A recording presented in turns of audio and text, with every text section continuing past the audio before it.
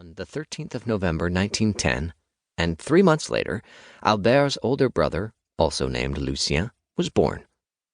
Albert was born in Mondovi nearly 3 years later, on the 7th of November 1913.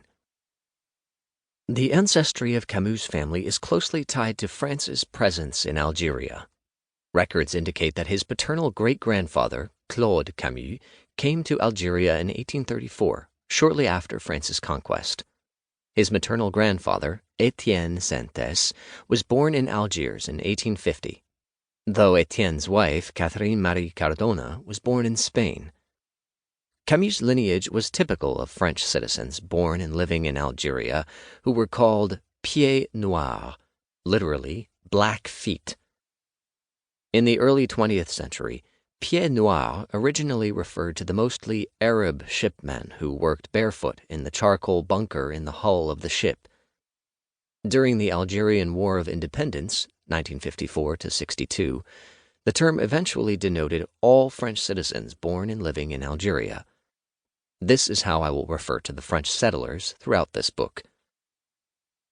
At the time of Camus' birth, on the eve of the First World War, Algeria was officially a French region divided into 3 départements, Oran, Alger, and Constantine, and 3 military zones, all under the authority of a governor-general.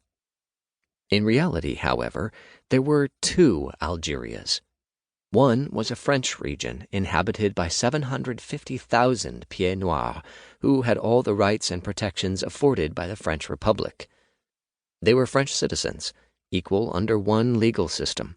They had the right to vote and lived under the famous French revolutionary slogan, Liberté, Égalité, Fraternité. In the other Algeria, an occupied territory, there were 4.7 million Muslims, as the French census called them. These men and women were not French citizens, though they had the obligations of French nationals, and they lived under a set of punitive laws that made it difficult for them to receive an education, to earn a living, to speak their language, to practice their religion, or to own land.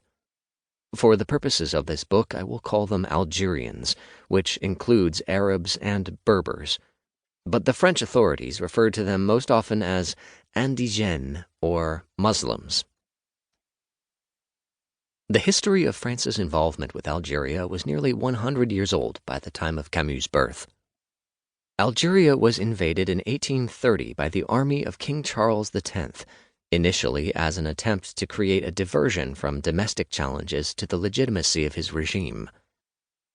After the invasion, France's presence gradually grew. Until 1870, Algeria was under the control of the French military, governed by a succession of generals. The conquest of Algeria by France was long and drawn out, with some historians estimating that over 6 million Algerians died over the nearly 100 years of occupation.